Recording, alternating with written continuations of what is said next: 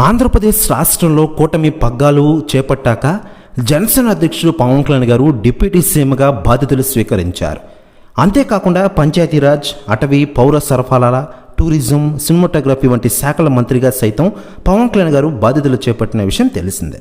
ఇలా బాధ్యతలు చేపట్టారో లేదో అన్ని శాఖల అధికారులతో సమీక్ష సమావేశాలు సైతం నిర్వహిస్తూ వస్తున్నారు. ఇకపోతే ప్రతిరోజు జనసేన కార్యాలయంలో ప్రజల సమస్యలపై అర్జీలు స్వీకరించడమే కాక వారి సమస్యల పరిష్కారానికి చర్యలు చేపట్టాలని అధికారులను ఆదేశించిన విషయం తెలిసిందే. పరిపాలనలో ప్రజలను భాగస్వామ్యం చేయాలన్న సంకల్పంతో జనసేన పార్టీ అధ్యక్షులుగా పవన్ కళ్యాణ్ గారు నూతన కార్యక్రమానికి శ్రీకారం చుట్టారు. పవన్ మంత్రిగా బాధ్యతలు చూసే శాఖల పరంగా ఎవరైనా సూచనలు, సలహాలు ఇవ్వచ్చునని జనసేన పార్టీ ప్రకటన విడుదల చేసిన విషయం మనకందరికీ తెలిసిందే.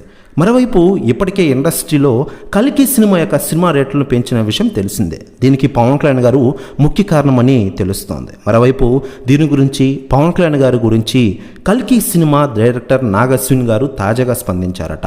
ఆయన మాట్లాడుతూ, పవన్ కళ్యాణ్ గారికి నేను ఎప్పుడూ రుణపడి ఉంటాను. ప్రస్తుతం మా సినిమాకి టికెట్ రేట్ల విషయంలో ఎలాంటి ఇబ్బందులు గురి చేయలేదు ఆంధ్రప్రదేశ్ ప్రభుత్వం. దీనికి కారణం మన డిప్యూటీ సీఎం పవన్ కళ్యాణ్ గారికి. ఆయనకి నేను ఎప్పటికీ రుణపడి ఉంటాను అంటున్నారట నాగశ్విని గారు.